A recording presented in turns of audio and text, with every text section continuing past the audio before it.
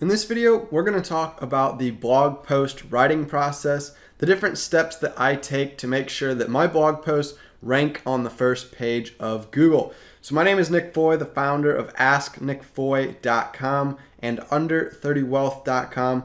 And today, you're going to learn simple steps you can take to start getting your articles better optimized, give them a higher chance of ranking on Google for different keywords. So the very first step that you want to do when writing a new blog post is first you want to do some research around the topic you're thinking of writing for your blog post. So the biggest reason why most blog articles don't rank on Google is that you went after the wrong keywords. So you need to pick the right keywords to base your article around. You need to look at search volumes first and foremost to make sure they're getting enough searches that it's worth targeting that keyword. If you go super specific where their searches are only like 5-10 searches a month, you're going to wonder why you're ranking first on Google, but you're barely getting any traffic.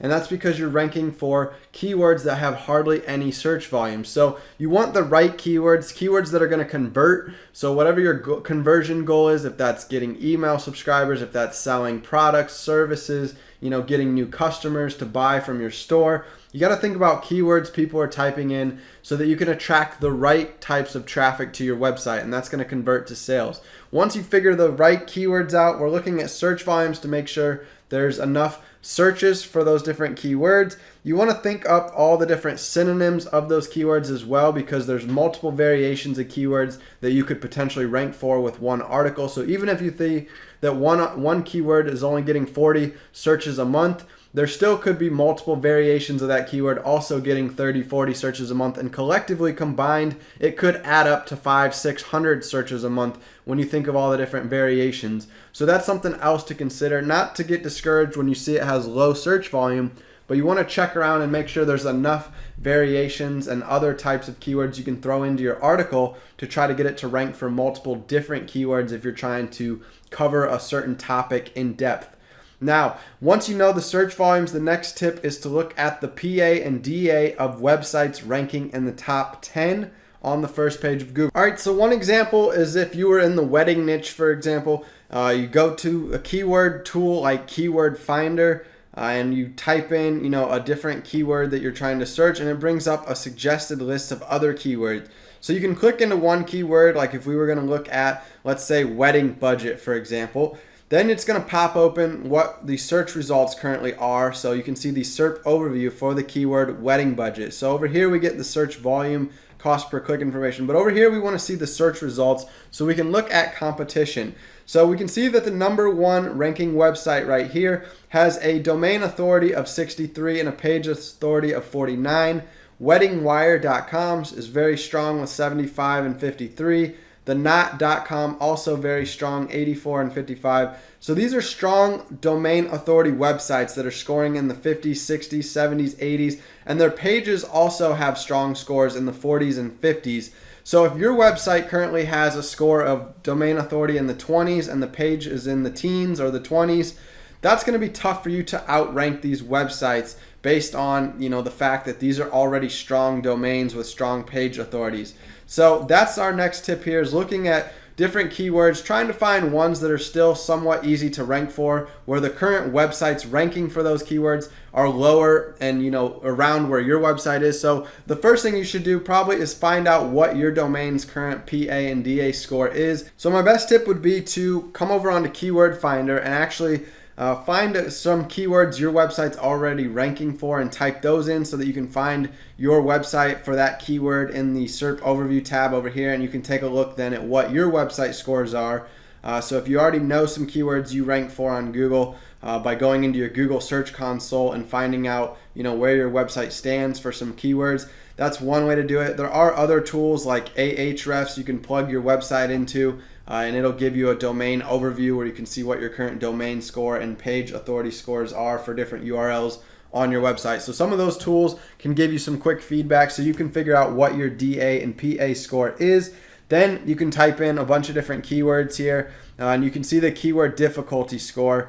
So you can see what it would take to rank on the first page of Google. So while these are the top spots here that are strong, if we keep scrolling down, the scores could go down. So that's where they're going to give you a keyword score here. So you would need to be at least a 36, a 40, 30s, 40s, 50s for all these different keywords with your domain authority to be able to have a chance of ranking. So if you can find some in the keyword finder tool that are, in the 20s or the teens, if your website happens to be, in the 20s or 30s, then those could be keywords you would target. All right, once you've got your list of keywords that you're going to try to target an article around, next we want to outline the article with our headings and subheadings so that we can kind of break our article down into the different topics we're going to be covering.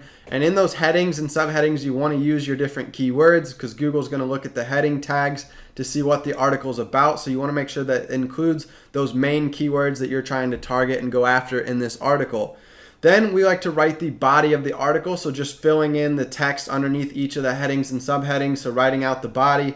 Lastly, I'll go in and write the conclusion, and I always include a call to action at the end. So if your article is going to attract traffic for these different keywords, then we need to turn that traffic into some sort of action taker. So whether that's joining an email list, downloading a free resource, or clicking over to a product page through a product link, we want to have some sort of call to action at the end to get that traffic to do the next step in our sales funnel or our sales process.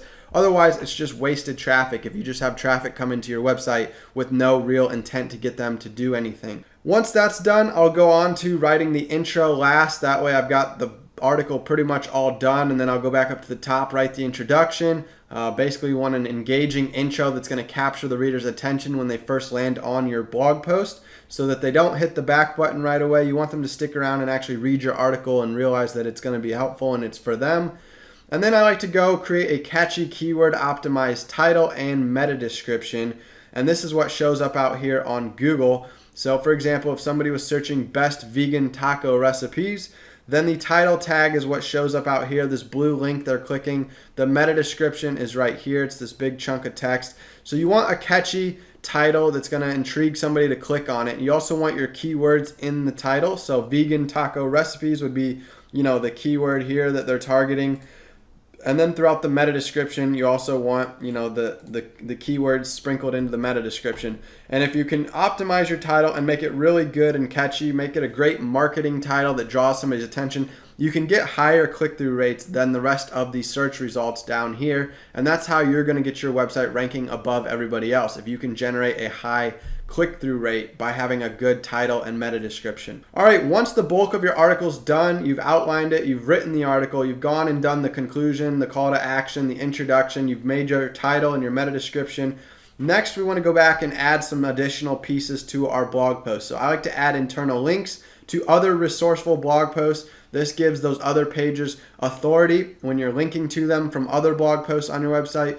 Google sees that you're linking to these other pages and they think that they're important. So it helps boost those other pages, page scores and page authorities. It also, is helpful resources. So it gives somebody a next step. If they're just going to hop off your website and never come back, at least you're giving them something else to go do. So they're going to go read another article and stick around a while longer. And eventually they might find your product links or your email subscribe forms. So that's what I do, is add some external and internal links. If you're going to do external links, make sure they're, to some quality resources. It's not always the best to just link out to a bunch of external sites because you're sending those websites traffic. You're basically getting the visitor off your website, sending them somewhere else. So I'd rather do internal links, but if you're going to do some external links, maybe do some research or some .gov articles, something that's going to back up and add some credibility to your blog post. If you're trying to maybe cite some sources about different content you mention in your article. I also like to embed a YouTube video on whatever the topic is that my article is. Google likes when there's multimedia included in blog posts, especially video content that keeps people on your blog article longer. It helps boost your on-page metrics so that Google's looking at how long people are staying on your website. If they hop off too quickly, it causes your bounce rate to go up. So YouTube, videos help keep people on your website. If you have your own videos, that would be ideal. Then you can also link to your article in your YouTube video description so that not only is your blog post linking to your YouTube video, but your YouTube video is linking to your blog post. And that kind of helps, drive traffic back and forth to both channels, as well as shows Google, that you've got multimedia linking to each other. So it helps boost your overall page authority score. And then lastly, we've got adding some more images to the blog post. So go back through, and if it's text heavy, you've just written a big guide with lots of headings and subheadings, try to sprinkle some images throughout the article to make it more visually appealing. Pick images out off stock websites or pay for some images if you have to. And you want to, add the alt tag in each of the images using different keywords you're targeting. So when you upload the image, there's going to be a little box where you can put the title of the image, and then there's an alt tag box. So you want to make the alt tag box have those different keywords you're targeting. Lastly, we like to add a Pinterest image at the end of our blog article with a heading that says pin this, so that we can try to drive social shares of the blog post to get more traffic to it. Pinterest is a great way to get traffic to a blog. It has a chance to go viral on Pinterest if you write good quality content and you create engaging looking pins. So create a pin image on a software like canva.com, add it into your blog post with the heading, then you'll get some people pinning your article out to Pinterest. You can also pin your article yourself to your own Pinterest if you create a Pinterest account. Check out the tutorials on my YouTube channel to learn more about how to set up Pinterest and how it works if you ever never tried it before for your blog. All right, and then if you're going to try to grow your email list, we also like to throw in an email form at the bottom of our blog post to give them a free resource or a free course they can download in exchange for their email address. We can also add it into the sidebar of our blog, so as they're scrolling down our website, they see the sidebar stuff, and that's going to be another chance for them to opt into our email list. And then we're going to get them onto our email list where we can end up sending them future blog posts that we publish, so we can get readers coming back as returning visitors time and time again to build that authority and trust with them. And eventually we can send out some marketing emails as well. So having an email list is also super important to capturing your website traffic. All right, that's going to be it for today's video on the tips for how I outline and write my blog articles. First, I do keyword research, looking at search volume, looking at competition, pick out a bunch of keywords. Then I outline my article headings and subheadings with those keywords. Then I write the body paragraphs for those headings and subheadings. I go at the end to write the conclusion and call to action. Then I write the introduction. Then I work on optimizing the title. I go out to Google and look up other titles of what other websites are currently using for keywords that I'm considering ranking for. Once I've got that optimized, I'll go on and start optimizing my post with media. So I'll add images, YouTube videos, internal links, and we'll add some email embed forms.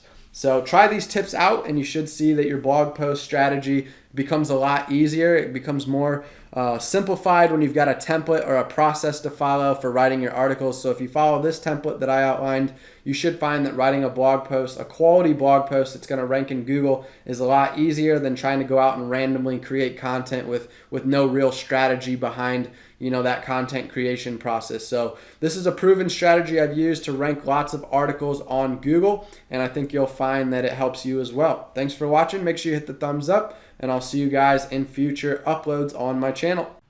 Yo, check this out. So if you type in asknickfoy.teachable.com, asknickfoy.teachable.com, when you hit enter, it's going to open up my resource library. So I've been working on tons of training video modules, and I put them together in these different courses. And you can go over here to asknickfoy.teachable.com and you can learn how to start a website that makes money. So this is called Profitable Blogger. You can also learn how to make money from social media like Pinterest. You can also learn real estate investing. So these are 3 ways I currently make money right now. I'm making $6,000 to $7,000 a month. I've already come out with a video showing you how I was making $1,400 a week a little while back, and we're on pace to eventually get to $10K a month passive income through websites, through social media, and through real estate investing. So these 3 methods combined, I created these 3 training courses. You can go here to asknickfoy.teachable.com to check them out, and I look forward to seeing you guys on the inside when you enroll in them. Yo, before you go, make sure you are subscribed to the channel, Nick Foy TV. If you hover the lower right corner of your video right now, you're gonna see the little red subscribe button. When you hover that, it's gonna pop up that subscribe button, and it would mean a lot. I already appreciate you gave me your time, your attention today, but if you could also hit that subscribe button, support the channel, and smash the like button, as they all say in every YouTube video. So smash the like button, hit subscribe, and I'll see you guys in the next video.